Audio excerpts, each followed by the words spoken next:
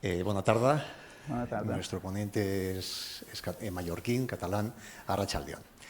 Dentro del ciclo de conferencias coorganizado por la Biblioteca, la Casa de Cultura Ignacio Aldecoa, junto con la Sociedad Landazuri, bajo el título, estas conferencias, que esta es la séptima, bajo el título Desafíos del futuro, esta tarde tengo el gusto de presentarles al profesor Joan Grimal.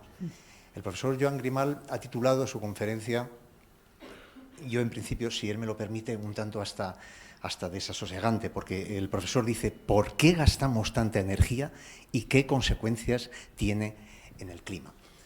Es una pregunta que, bueno, a lo largo de la conferencia él nos lo desvelará.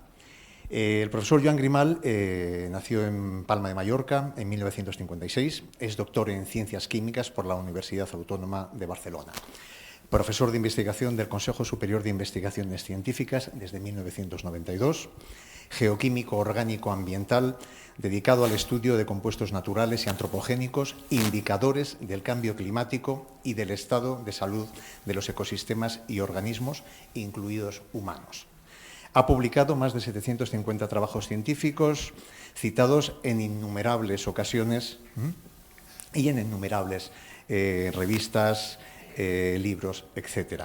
Algunos de ellos publicados en Science, Nature o The Lancet. Es vicepresidente de la Sociedad Española de Cromatografía y Técnicas Afines y miembro de la Junta del International Panel on Chemical Pollution. También Premio Jaume I de Protección de la Naturaleza en el 2005 de la Generalitat Valenciana y Premio a la Excelencia Científica de la Sociedad Catalana de Química recientemente en el año 2022, entre otros galardones que le han otorgado al profesor Grimal. Y sin más, Joan, muchas gracias. Bueno, muchas gracias por esta presentación tan amable y quiero agradecer a la Sociedad Landazuri y a los organizadores la ocasión de poder estar aquí y explicarles algunas de las cosas en las que trabajamos. Bueno, para empezar, yo diría, podemos coger, por ejemplo, una hoja de un libro y la cortamos, recortamos todas las letras de esta hoja, las mezclamos y las tiramos encima de una mesa, mirando de que queden así separadas. Y como ya se pueden imaginar, lo que no va a pasar es que nos queden las letras como era el texto original. Esto no va a pasar. Entonces podemos volver a mezclarlas y tirarlas otra vez y no va a quedar el texto original. Ahora, si tirásemos esas letras mezcladas millones de veces, a lo mejor una vez, coincidiría el texto original. ¿Qué quiere decir esto? Que en la naturaleza, si no hacemos nada, tiende al desorden.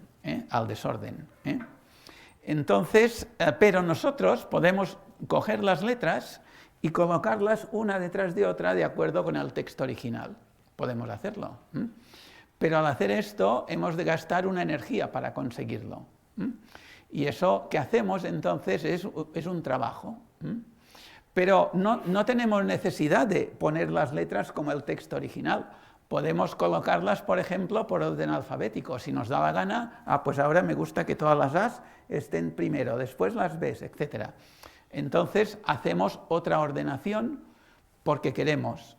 O sea que cuando ordenamos una cosa, cuando hacemos un trabajo, podemos hacer el que queramos, no necesariamente el que volver a lo de antes. Esto, entonces, ¿cómo es posible que podamos hacer una ordenación, podamos hacer un trabajo? Entonces es contra la tendencia general, diríamos, al desorden. Bueno, pues esto nos lo explica una ecuación que, bueno, es sencilla, pero es un poco así, que lo que dice es que siempre podemos ordenar una cosa si gastamos una energía adecuada. Es decir, bueno, dicho de otra manera, lo que pasa es que esta parte de aquí, lo que se llama la energía libre, siempre tiene que ser negativa. Y entonces, si para que sea negativa, el sistema siempre tiene que desprender energía. Nosotros podemos gastar energía, si gastamos energía aquí, esto es el término, esto se llama entropía, lo siento por esto, la entropía tiende a aumentar, es decir, el desorden tiende a aumentar si no gastamos energía, entonces, porque así el sistema siempre desprende energía. Pero si nosotros ponemos energía dentro, entonces nosotros podemos hacer que el desorden disminuya, podemos hacer un trabajo. Entonces, podemos preguntarnos en la naturaleza qué organismos pueden hacer un trabajo. ¿Qué organismos? Bueno, pues estos organismos son los animales. Son los animales, o sea, los animales pueden caminar, un león puede irse para acá, puede irse para allá, donde él quiera, puede ir a visitar la leona, o un insecto, no hace falta que sea un mamífero, un insecto también puede volar de aquí a allí, caminar de aquí a allí, un pez. Todos esos que les digo, ¿qué característica tienen? Que respiran, que gastan oxígeno. Nosotros también gastamos oxígeno. ¿Y eso qué virtud tiene? Bueno, pues la combustión, el utilizar el oxígeno, es la reacción metabólica que da más energía. Y por esto nosotros y los animales podemos hacer un trabajo. Nosotros somos unos organismos que tenemos el privilegio de poder gastar mucha energía. Fijémonos, pero en una cosa, este oxígeno que hay en el aire es la consecuencia de lo que las plantas hicieron en el pasado.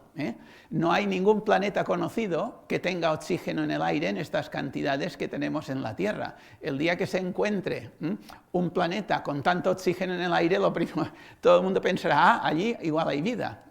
O sea, ese oxígeno que tenemos en el aire es la herencia de la actividad de las plantas que hacían la fotosíntesis en el pasado. O sea, eso quiere decir que nosotros somos un producto de la naturaleza. Si no hubiera habido durante 2000 millones de años plantas que hacían esta fotosíntesis, aquí no habría ningún animal porque no habría oxígeno en el aire. O sea que nosotros somos organismos que por naturaleza gastamos mucha energía. Pero bueno, nos ha tocado la lotería en este sentido. Pues bien, pues fantástico. Entonces, aquí ahora no vamos a entrar a hacer un inventario de todas las especies Homo que ha habido en el pasado, entre otras cosas porque es un tema todavía objeto de investigación y no del todo conocido, pero digamos que la especie Homo se define porque de pronto unos primates empiezan a andar de pie.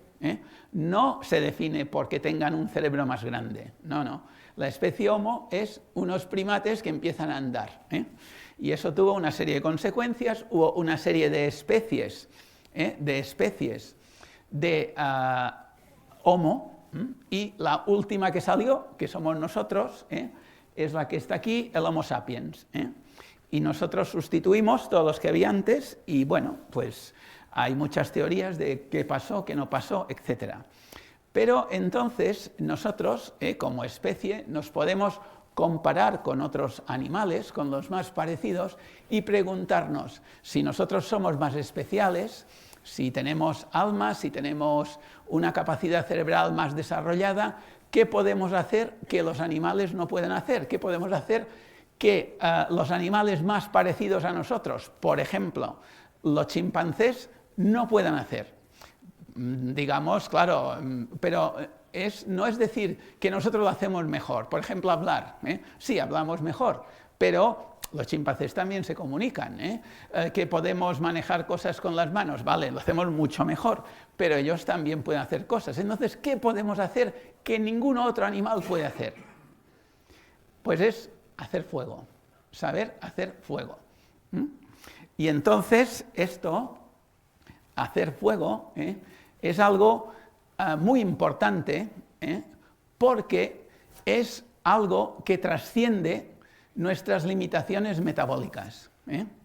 Hacer fuego, si nos ponemos, por ejemplo, si ahora aquí viniera una televisión, Euskal Telebista, por ejemplo, hicieran un concurso y dicen, os damos 5 millones de euros si aquí somos capaces de gastar 5 millones de kilocalorías. ¿Vale? Empecemos. Vamos todos aquí a correr, a saltar, y nuestros relojes estos que dicen las calorías que gastas, a ver cuándo llegamos. Antes de que lleguemos a esta cantidad, estaremos todos agotados. No podremos. Por lo menos no podremos en un intervalo de tiempo normal.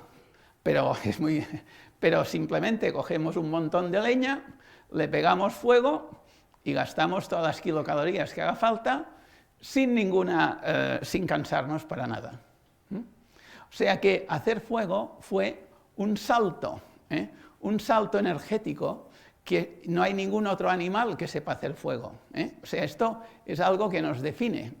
No solo el Homo sapiens, los neandertales también sabían hacer fuego, y otras especies Homo también, pero son las últimas, no las primeras. Las primeras no sabían hacer fuego.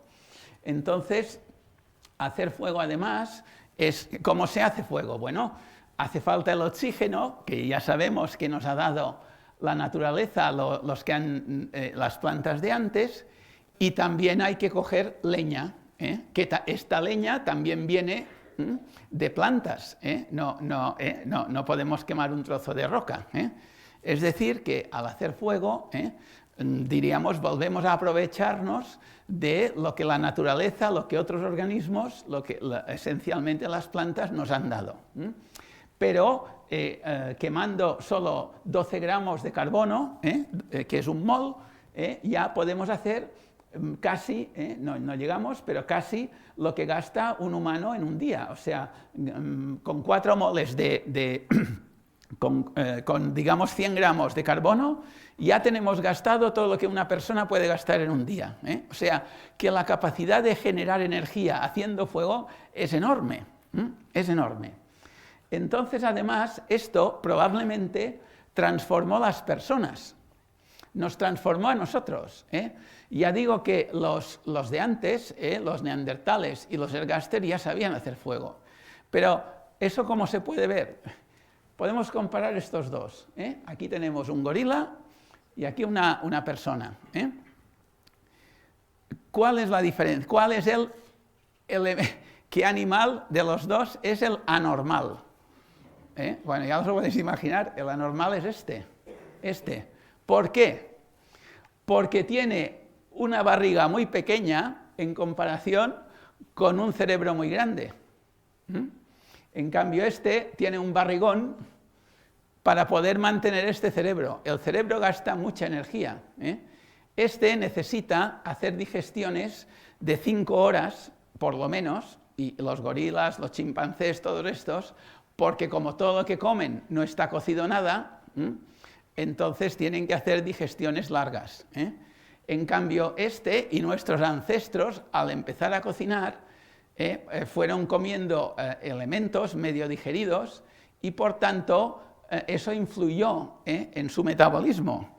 Y entonces, por ejemplo, si aquí, la lista que os he puesto antes de especies Homo, miramos el cerebro como era de grande y el tiempo, desde hace 7 millones de años, más o menos, los primeros australopitecos, que eran los primeros que fueron andando de pie, hasta ahora. Bueno, pues si ponemos cuando empiezan a hacer fuego, es cuando empiezan a desarrollarse mucho más los cerebros. Esto es una hipótesis, esto es dentro de digamos, el contexto de entender cómo ha sido la evolución humana. Pero esto es una coincidencia bastante clara.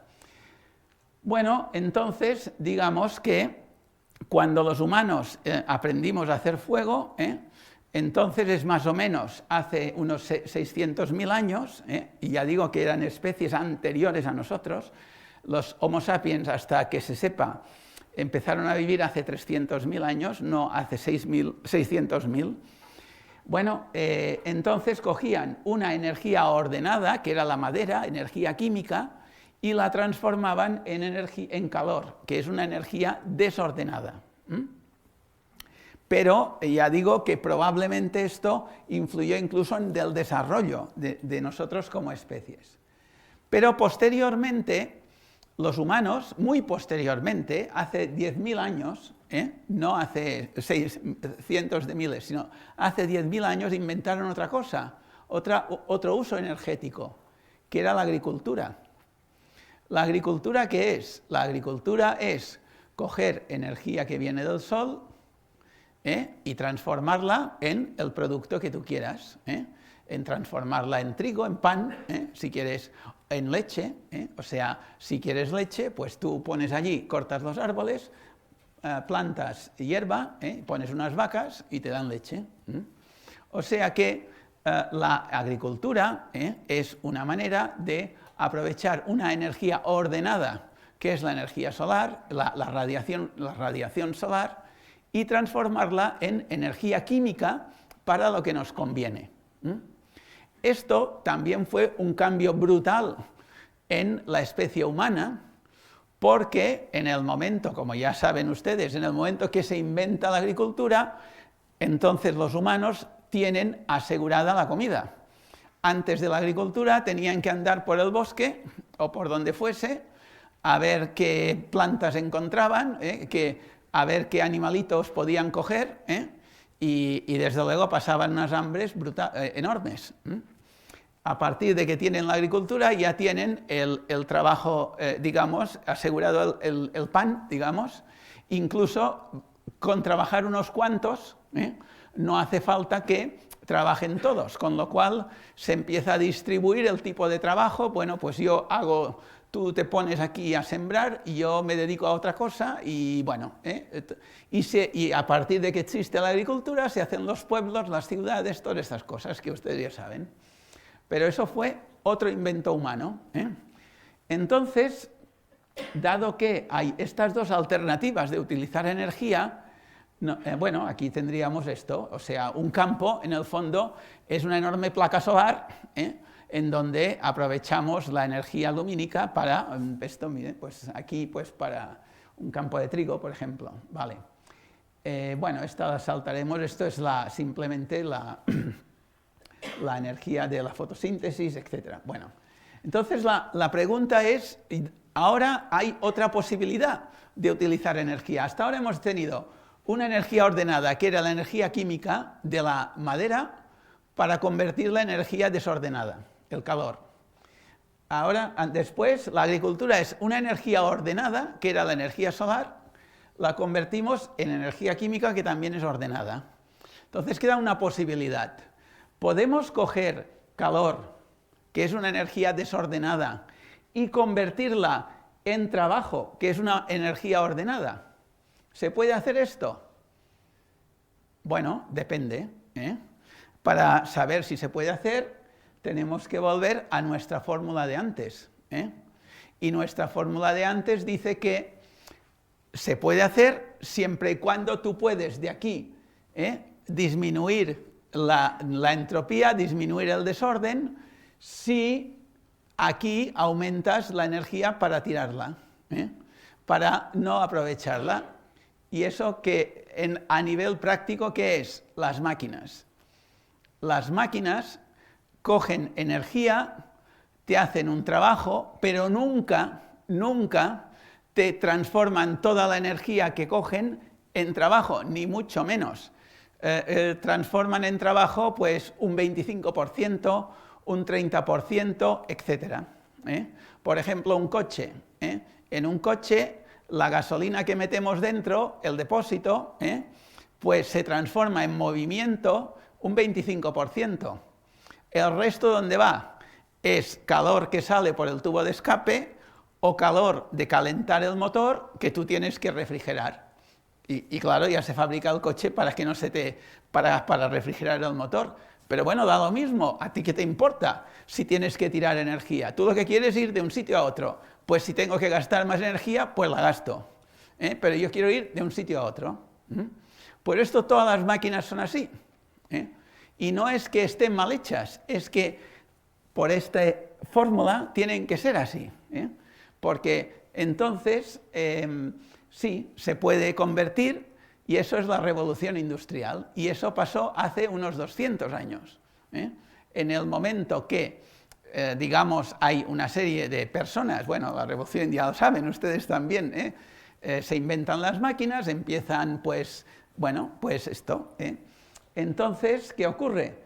Bueno, esto sería el ciclo de una máquina por ejemplo, una máquina térmica, una central térmica, por ejemplo, una central térmica que fabrica energía, que fabrica electricidad, perdón, solo convierte el calor, una central de carbón o que queme algo, solo se transforma en electricidad un 30%. Lo demás se pierde. Se puede recuperar parte del calor calentando los pueblos de al lado, pero no como electricidad. Porque la electricidad sí que es trabajo. La electricidad es una energía ordenada que, bueno, aquí pues podemos tener luz, podemos tener ordenador que funcione, puedes lavar la ropa, puedes con electricidad, puedes refrigerar.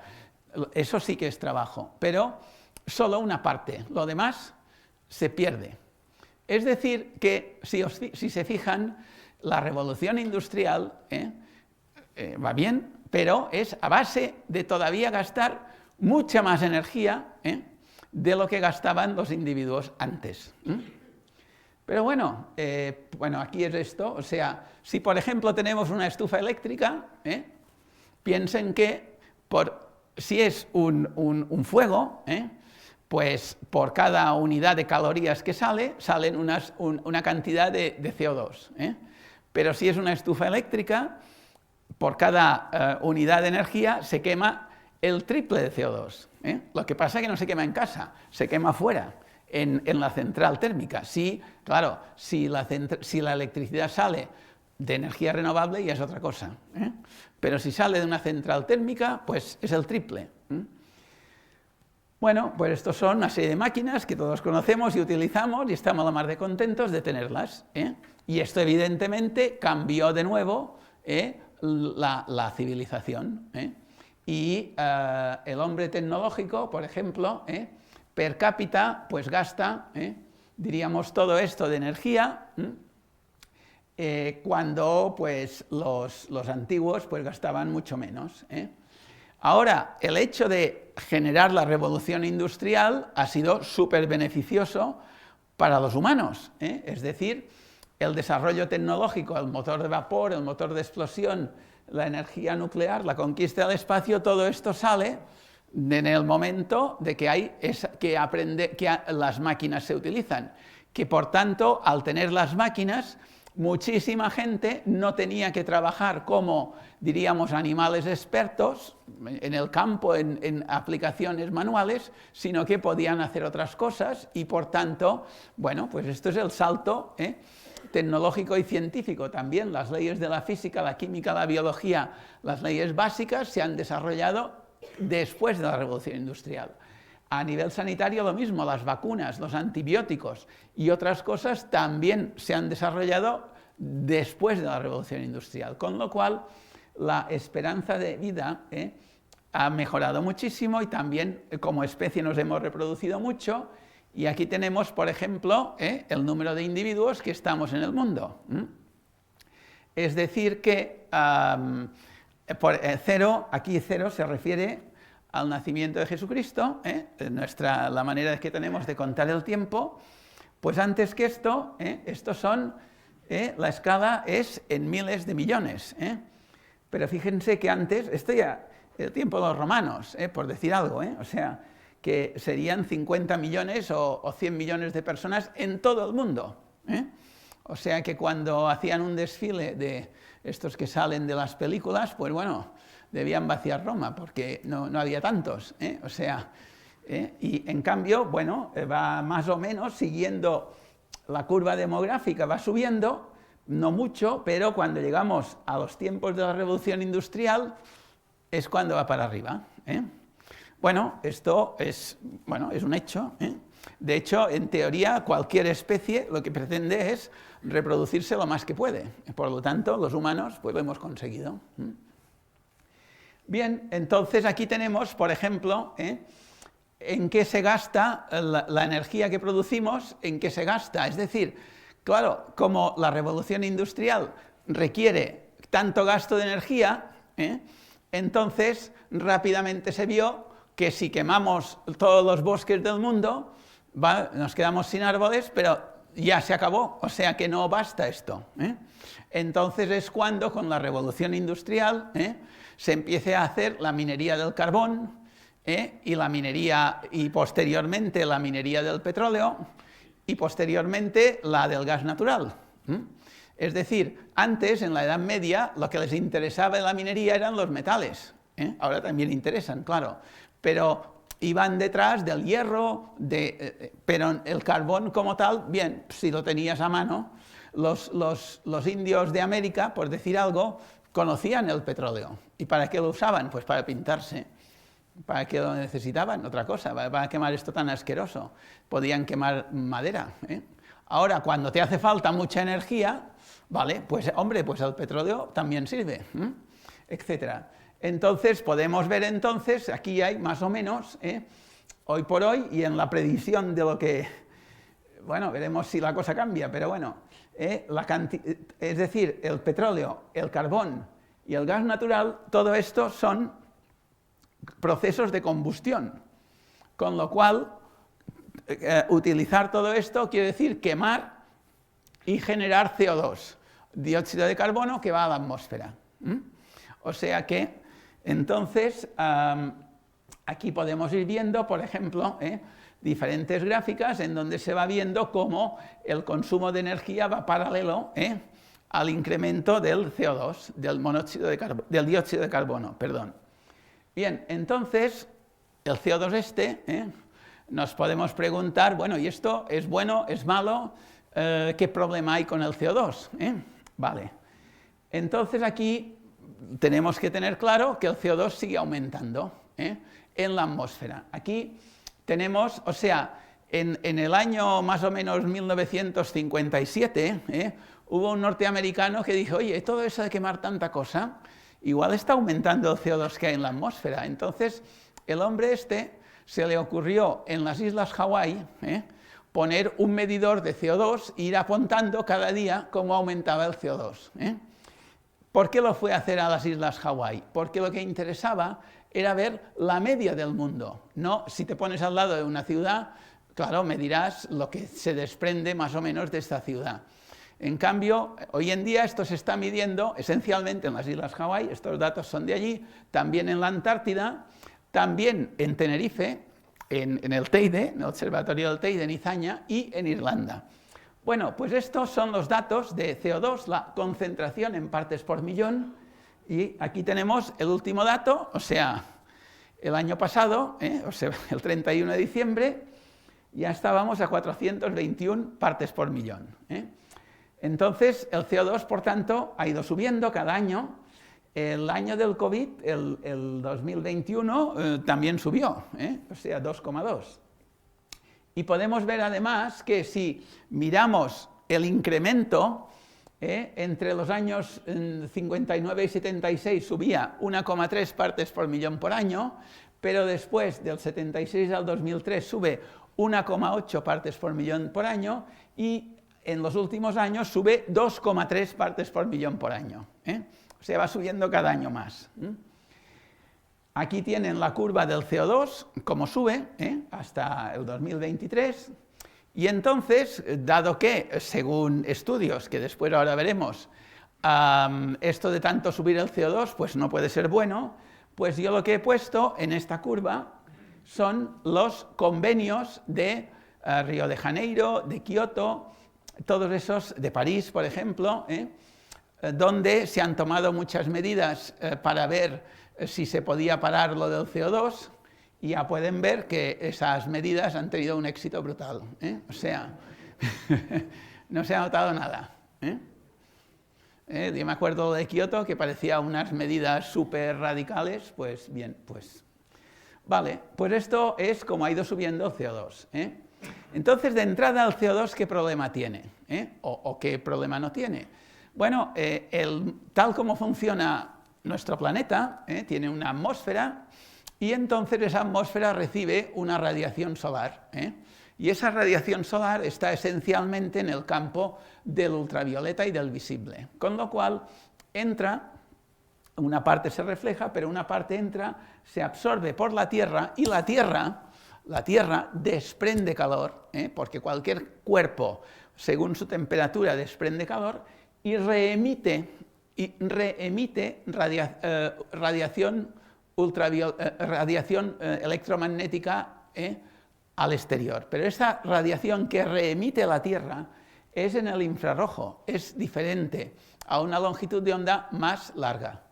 Con lo cual, lo que ocurre es que hay algunos elementos de la atmósfera que absorben, que son transparentes a la radiación que entra, pero absorben la que sale. Uno de estos es el agua, y otro es el CO2. Eso es lo que eso da lugar a que la temperatura, o sea, que la Tierra se caliente, porque la atmósfera, de algún modo, retiene parte de esta radiación solar que llega y calienta toda la Tierra. Eso es lo que se llama el efecto invernadero. Eso es un efecto muy positivo. Si no existiese la atmósfera en la Tierra tendría una temperatura media de menos 20 grados. Todo estaría congelado. Y entonces, bueno, pues gracias al efecto invernadero, bueno, pues tenemos una temperatura más o menos agradable. Claro, aquí tenemos el espectro, o sea, la banda de radiación solar que entra, y aquí tenemos la banda de radiación solar que la Tierra emite fuera. Aquí es a nivel cualitativo, no cuantitativo. Pero lo que pasa es que el agua absorbe esta banda, y esencialmente es transparente aquí, y también el CO2 también absorbe en esta banda. Bueno, entonces, esto es otra manera de explicar lo mismo. Nos entra la radiación de una manera y sale de otra, y cuantos más gases de efecto invernadero tengamos en la atmósfera, más caliente tendremos la Tierra. Vale, entonces, ya es lo que he dicho esto del menos 20 grados, entonces el problema, para entender qué problema hay con el CO2, es decir, sí, hay más CO2 cada año, ¿y eso qué? Es importante que estemos ahora a 420 partes por millón. Pues no sé, no lo sabemos. ¿Cómo lo podemos saber? El problema es que, ¿cómo podemos saber lo que había antes de la revolución industrial, lo que había antes de la intervención humana? Como antes nadie lo medía, pues no lo podemos saber. Pero sí, se puede saber de una manera, y es a partir del hielo acumulado en el Polo Norte, bueno, el Polo Norte no, en Groenlandia, y en el Polo Sur, o sea, en la Antártida. Cuando se acumula hielo, cuando nieva, se va compactando la nieve, y al final se acaba generando una columna de hielo. Y ese hielo entonces es estanco. Entonces, digamos que lo que pasa es que este proceso de acumulación del hielo no es perfecto, entre medio quedan agujeritos, y esos agujeritos tienen la composición de la atmósfera del pasado, la composición de la atmósfera que había antes. Entonces hay una serie de gente que se fue a la Antártida, a Vostok concretamente. Bueno, Vostok es un sitio, es una cooperación internacional, y esto de Vostok pues es porque lo empezaron los rusos y lo continuaron pues otros, los suizos, franceses y daneses. De hecho, ahora el Banco de Bilbao Vizcaya ha dado un premio a los que hicieron esto, precisamente. Lo han otorgado ayer, por esto lo comento. Bueno, entonces, esta gente y otros, no fue una cosa muy... Pues cogieron columnas de hielo, dataron los diferentes niveles, y cortando trocitos fueron desorbiendo, fundiendo el hielo en equipos de medida muy precisos para conocer cuál era la composición de la atmósfera que había en el pasado. Y haciendo esto, consiguieron reproducir cuál era la composición de la atmósfera en los últimos 800.000 años, que es un tiempo. Hasta ahora han llegado a 800.000 años, ahora están intentando si llegan un poco más atrás, pero 800.000 años, hombre, por lo que he dicho antes de los humanos y todo esto, evidentemente es antes de que los humanos estuviéramos aquí haciendo nuestras cosas. Entonces, lo que se ve es que el CO2 iba oscilando en diferentes concentraciones, esto de forma natural, y variaba más o menos entre 180 partes por millón y 280 partes por millón, la concentración. Cuando la Tierra estaba caliente, cuando era una época interglacial, como es ahora, nosotros ahora vivimos en una época interglacial, que es que está caliente la Tierra. Bueno, pues entonces el CO2 más o menos estaba alto, a 280 partes por millón. Cuando la Tierra estaba en un periodo glacial, es decir, mucho más fría que ahora, el CO2 estaba bajo, a 190 partes por millón. Entonces, claro, con esta gráfica ahora podemos poner cuál es la concentración actual del CO2 y comparar. Y sale esto. De hecho, sale más arriba, porque aquí la gráfica, ahora ya estamos a 420. Es decir, que esto muestra que esta concentración de CO2 ciertamente es muy superior a lo que de forma natural había en los últimos 800.000 años. Es más, cuando de forma natural el CO2 estaba aquí, que es nuestra época interglacial, nosotros lo hemos subido mucho más, hasta aquí arriba. Hombre, este gráfico ya está diciendo algo, ya está diciendo, hombre, muy normal no es, digamos, no es que se nota un poco, pero no hay para tanto. Bueno, pues lo hemos subido hasta aquí y sigue subiendo, o sea. Además, este gráfico, por ejemplo, estas oscilaciones, bien, están bien por verlas y tal, pero las podemos transformar en cómo era el clima. Y, por ejemplo, aquí, cuando el CO2 en el periodo interglacial anterior, estábamos aquí, más o menos hace 120.000 años, es mucho tiempo, ¿vale? Cuando estábamos aquí, toda Groenlandia se fundió. No había hielo en Groenlandia. De hecho, esto se sabe porque también se ha medido el CO2 en Groenlandia y en los hielos de Groenlandia, pero allí el registro solo puede llegar a 120.000 años, porque después ya no hay hielo. Sí que coincide, o sea, la gráfica de Groenlandia con la de la Antártida coincide. O sea, bueno, pues aquí vemos que el incremento de CO2 que ha habido no es una cosa trivial, sino que es algo que en relación a la variación natural es muy fuerte.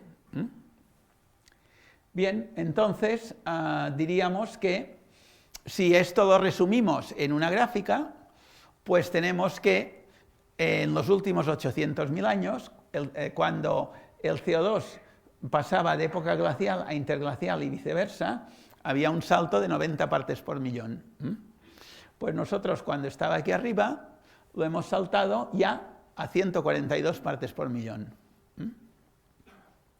Con lo cual quiere decir que no sabemos lo que va a pasar. O sea, evidentemente el CO2 aumenta el efecto invernadero, aumenta el calor, pero hemos sacado el sistema climático, diríamos, de su situación de equilibrio o de pseudoequilibrio. Hemos alterado algo muy importante de la atmósfera y no hay modelos en el pasado que nos permitan saber, es decir, en el registro que han visto, Tú no puedes decir, ah, bueno, sí, cuando el CO2 estaba aquí pasaba esto. No, ya estamos fuera de escala.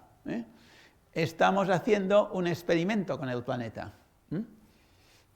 Y nosotros somos parte del experimento, claro. Pero esto es lo que hay. O sea, no es solo esto de que sí, que hay el calentamiento. Sí, sí, el calentamiento, y vete a saber lo que habrá. Porque estamos fuera de escala. Bien, esto además, lo que ocurre es que hay otros gases de efecto invernadero que no son tan importantes como el CO2 a nivel cuantitativo. El CO2 es el 55% del efecto invernadero, pero hay otros como el metano o el óxido de nitrógeno, y el metano también. Aquí tenemos en la Antártida medida la variación de metano, y aquí tenemos el incremento de metano. También ha subido mucho más que la variación normal. Y después, con lo cual, aquí tenemos otra vez la gráfica correspondiente al metano, y también el incremento ha sido mucho más alto. Pero ya digo que el metano, aunque eso es la variación de concentración, no es tan importante globalmente como el CO2. Y el N2O, bueno, aquí falta un trozo porque no se ha podido medir, pero bueno, aquí también ha subido un poco, pero no tanto, con lo cual lo del N2O pues da así.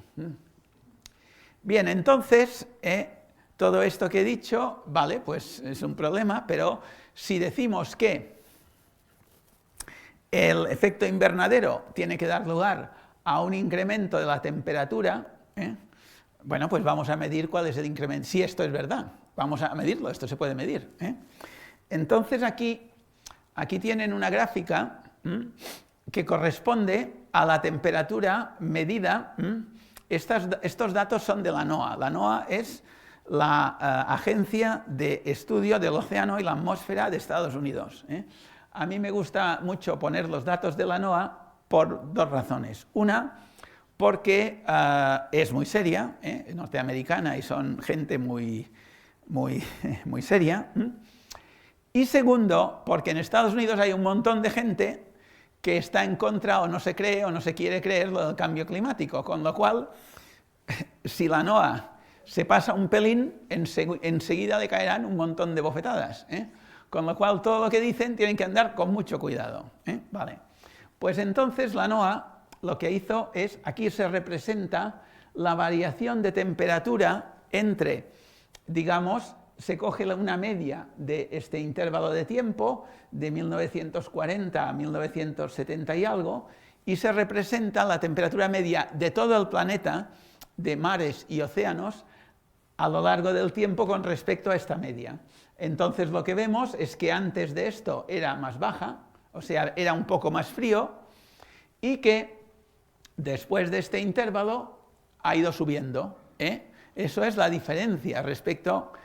Y vemos aquí que además ha ido subiendo cada vez más.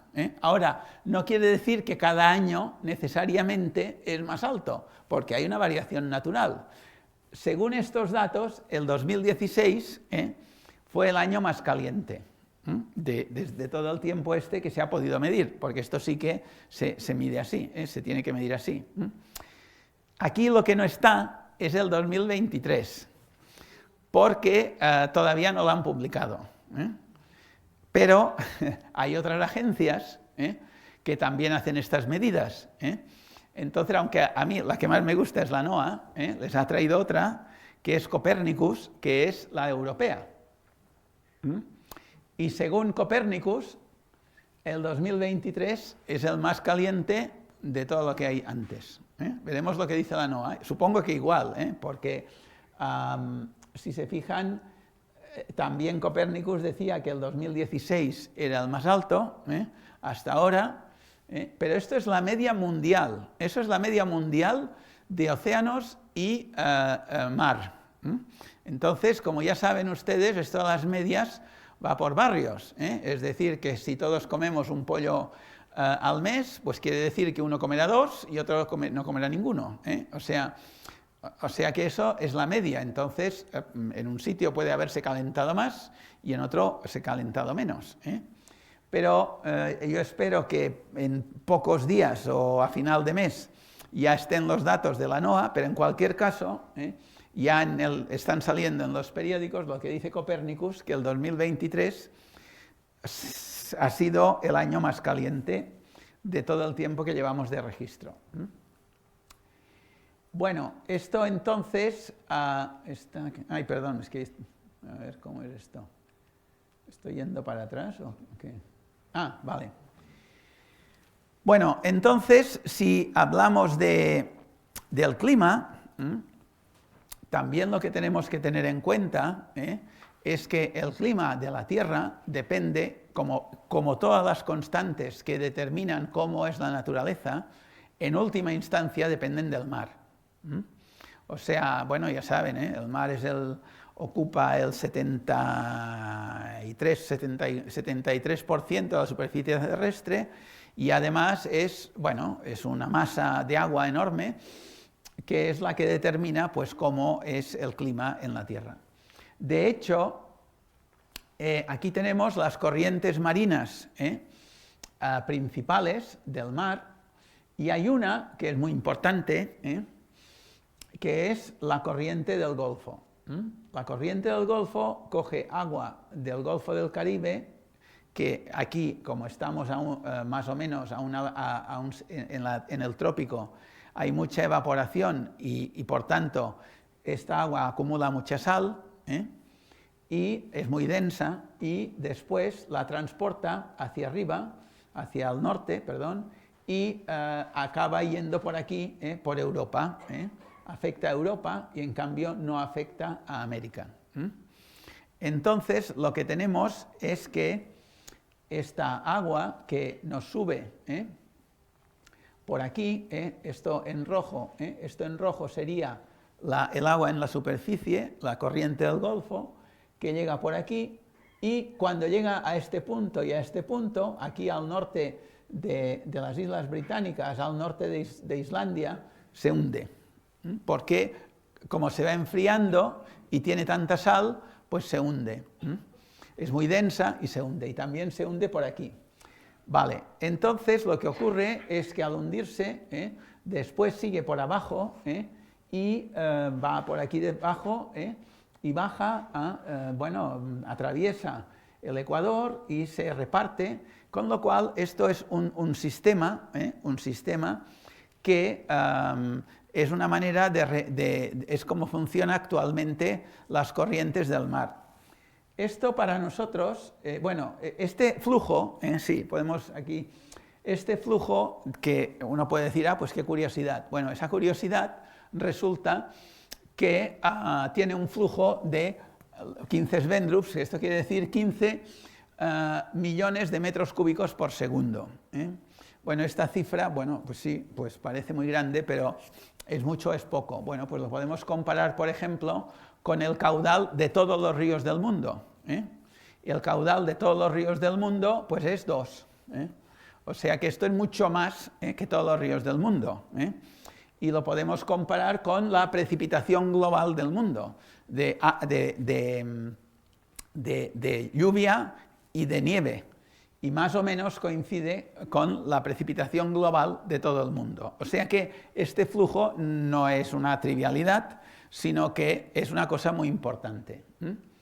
Entonces, lo que ocurre con este flujo es que si nosotros miramos desde arriba el Polo Norte, que el Polo Norte está en el mar, pero en teoría, si uno piensa, pues lo normal sería que hubiera pues todo de hielo aquí, no solo, y aquí falta un trozo. Este trozo que falta, pues esto es la influencia de la corriente del Golfo, que la corriente del Golfo viene por aquí y como calienta todo esto,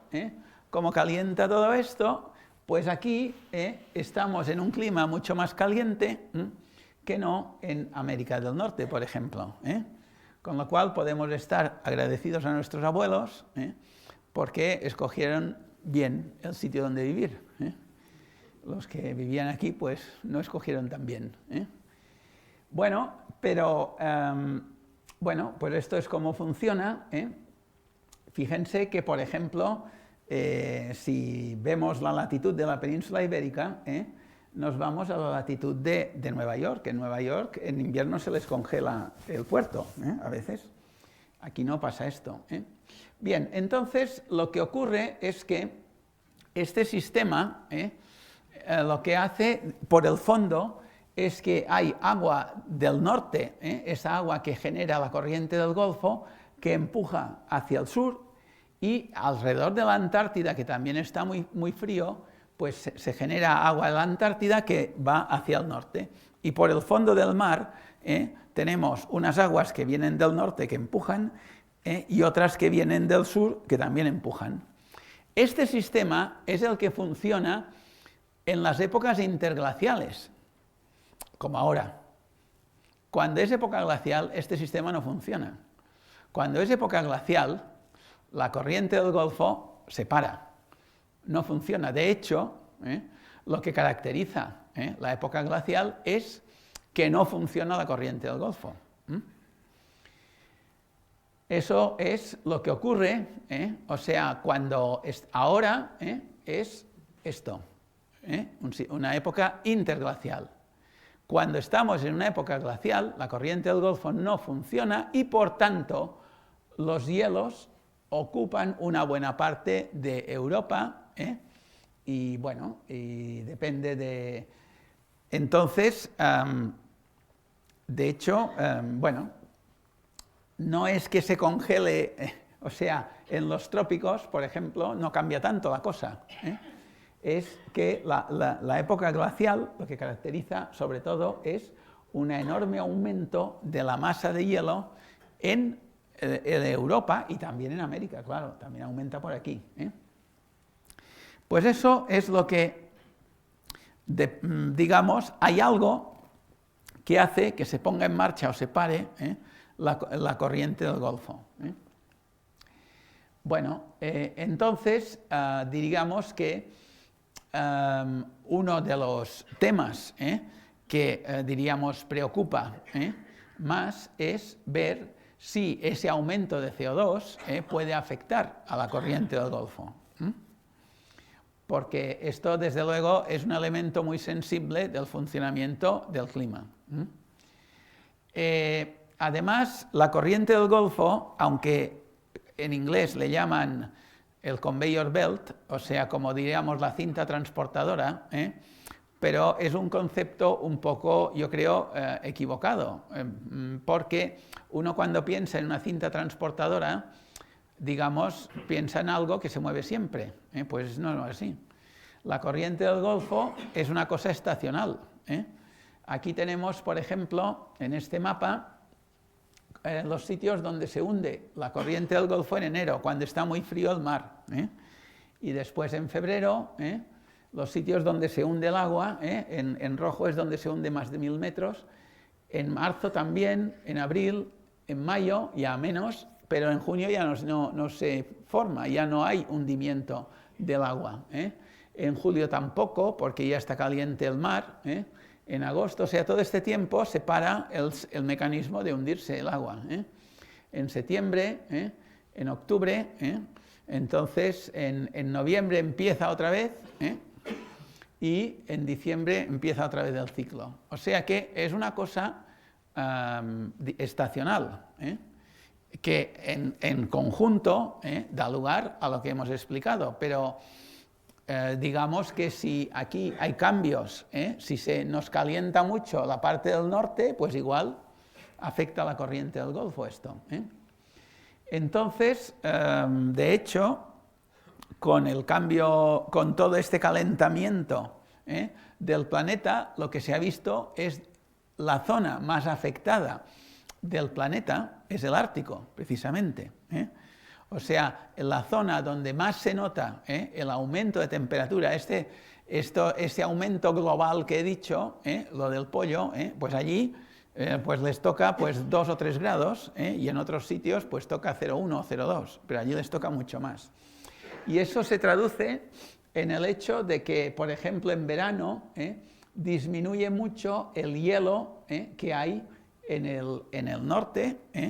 Antes el hielo llegaba más o menos toda esta zona, y les disminuye mucho más. Claro, eso es más sensible porque esta masa de hielo está encima del mar, ¿eh? O sea, el Polo Norte es hielo, es un enorme iceberg, digamos, ¿eh? En la Antártida no, en la Antártida el hielo, el Polo Sur está encima de un continente, pero en el Ártico no. Y por tanto, en cierto modo, es más sensible a cambios, ¿eh? Además, Groenlandia también en verano se funde mucho más, que después se vuelve a congelar, pero la zona que cada año diríamos se funde más también nos va aumentando, ¿eh? Si llegase a fundirse todo el hielo que hay en Groenlandia, cosa que no va a pasar, ya lo aviso, no va a pasar en este siglo XXI, más adelante ya se verá, en el siglo XXI no va a pasar, el nivel del mar subiría 7 metros, ¿eh? Teniendo en cuenta cuánto hielo hay aquí, ¿eh? Pero bueno, ya digo que esto no va a pasar, ¿eh? Pero lo que sí se hace, bueno, se ha ido viendo cómo varía, los niveles de hielo en la zona esta del Ártico, y sí que se va viendo que este hielo pues cada vez se va como, bueno, hay menos, o sea, el ciclo es de menos hielo. Después tenemos que con esto de esta digamos, variación, también tenemos que una cosa es el hielo de agua dulce, que es lo que hay en Groenlandia, y las masas de hielo de icebergs, digamos, pero después está el hielo marino, que sería el agua de mar congelada. Entonces, esa zona es, diríamos, secundaria con respecto al agua dulce, o sea, el hielo que hay en la Antártida y el hielo que hay en Groenlandia es nieve que se ha depositado, no es que se congela el mar. Pero alrededor sí que hay hielo marino. Entonces, cuando hay hielo marino, ese hielo marino hace que el calor que viene del fondo del mar pues quede parado y por tanto la temperatura del aire es mucho más fría, pero si no hay hielo marino, entonces el mar hace un efecto de aumentar el efecto invernadero, porque entonces el calor que viene del mar pues nos calienta la atmósfera, o sea, el mar está más o menos a 0 grados, a 1 grado, entonces nos pone el aire a 0 grados. Si esto lo paras, entonces el aire nos queda a menos 30 grados. Bueno, con todo esto, hoy por hoy, no está muy claro si la corriente del Golfo está parando o no. Hay algunos estudios que dicen que ha disminuido un poco. Bueno, por ejemplo, que ha disminuido unos 2 Svendrups, o sea, unos 2 millones de metros cúbicos por segundo. Esto sería un estudio que se publicó en Nature hace algunos años, el 2018. Ha habido otros estudios que están dándole vueltas a esto, pero no vamos a entrar en mucho detalle en esto porque ya es un tema muy especializado.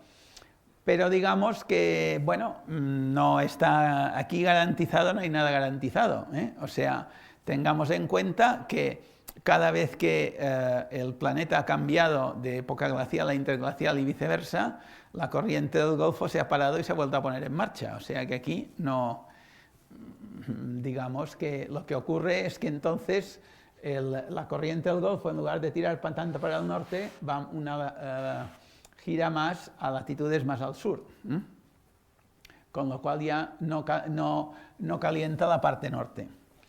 Bueno, otro tema, además, en relación con esto, es la radiación solar. O sea, claro, la radiación solar es más vertical en el Ecuador, como ustedes saben, y en los trópicos, y donde es más oblicua es en las zonas de alta latitud, como puede ser la zona ártica o la zona antártica. O sea, aquí es más frío porque los rayos solares entran con más oblicuidad con respecto a la superficie de la Tierra. Vale, entonces lo que ocurre es que, claro, digamos que hay una radiación que llega a la Tierra y la Tierra emite, ya pararé un poco porque son las 8 ya. La Tierra emite calor, con lo cual, digamos, hay siempre, esto es como si fuese, hay una zona muy caliente y otras más frías, con lo cual en la Tierra siempre hay un transporte de calor de la parte de aquí, del Ecuador, hacia el polo sur y hacia el polo norte. Esto, si tenemos la corriente del Golfo transporta calor de la zona más caliente hacia el norte, con lo cual ese calor se transporta por el mar, y el agua tiene una capacidad calorífica más alta, con lo cual, digamos, pues es un transporte de calor, diríamos, más suave que no el transportar el calor a través de la atmósfera. Pero el calor se tiene que transportar. O sea, si tú tienes mucho calor aquí y poco aquí, por física, pues hay un flujo de calor de aquí arriba y de aquí abajo. Eso no hay color. Eso siempre pasará. Tanto sí. Entonces, lo que ocurre con esto es que tenemos, pues, unos ciclos en la atmósfera que explican cómo funciona en general la atmósfera y tenemos digamos, unos vientos predominantes. Entonces, lo que ocurre es que si no funciona el mecanismo de la circulación termalina, todo el calor se tiene que transportar por el aire, con lo cual pequeñas variaciones de calor dan lugar a diferencias de energía más grandes, es decir, a vientos más fuertes.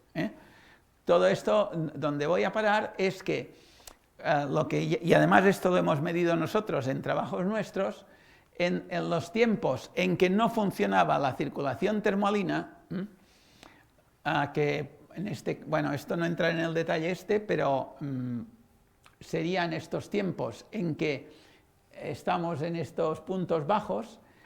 Estos son marcadores de la intensidad del viento, y la intensidad del viento era mucho más fuerte en latitudes, por ejemplo, como las nuestras, de 35 grados norte, cosas así. Es decir, que cuando no funciona la circulación termalina, no solo afecta a eso la temperatura, sino que los vientos son mucho más fuertes. Bueno, pues esto es algo que, bueno, ya se verá. O sea, de hecho, el tener que globalmente la temperatura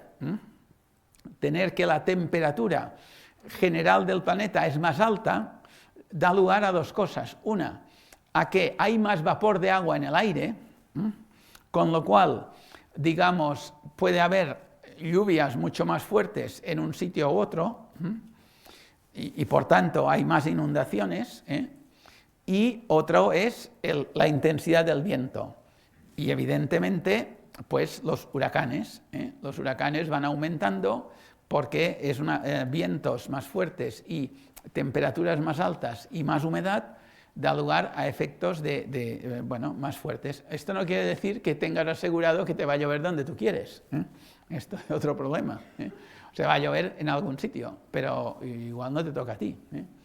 Bueno, yo casi que, acabaré con esto. Es decir, en el Atlántico, por ejemplo, tenemos lo que se llama la oscilación del Atlántico Norte. Es decir, que por la latitud que está la península ibérica, por decir algo, nosotros esencialmente recibimos el aire, el viento siempre viene del oeste. Lo que en inglés se llaman los westerlies y en castellano serían los contralisios. Vienen del oeste. Y toda la humedad es esencialmente, no siempre, la lluvia, todo nos viene del oeste. Lo que pasa es que hay lo que se llama la oscilación del Atlántico Norte, es decir, en la zona de las Islas Azores, si se calienta mucho, hay presiones atmosféricas más altas y eso desvía los vientos que vienen del oeste más hacia el norte, con lo cual la lluvia se nos va pues mucho más a zonas más al norte de Europa. Eso es cuando tenemos la oscilación del Atlántico Norte positiva. Si aquí en la zona de las Islas Azores hay menos temperatura y por tanto presiones atmosféricas más bajas, entonces los vientos siguen más o menos las líneas de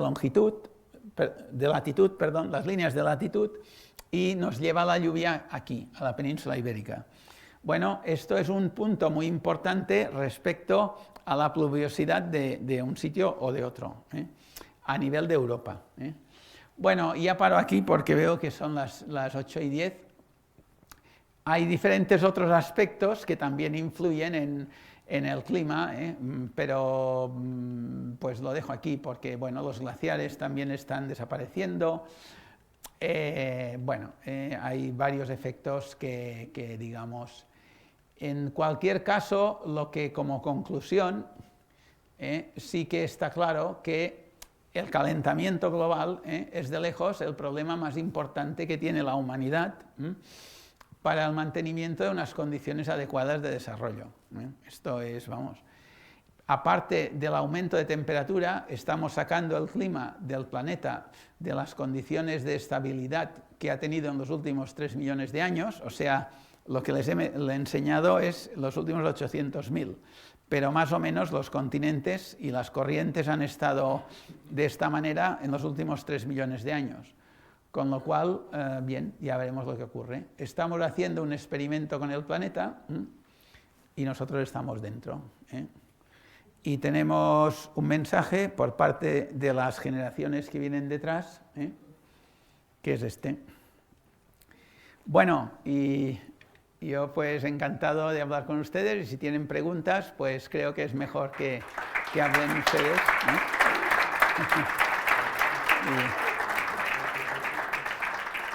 Aquí.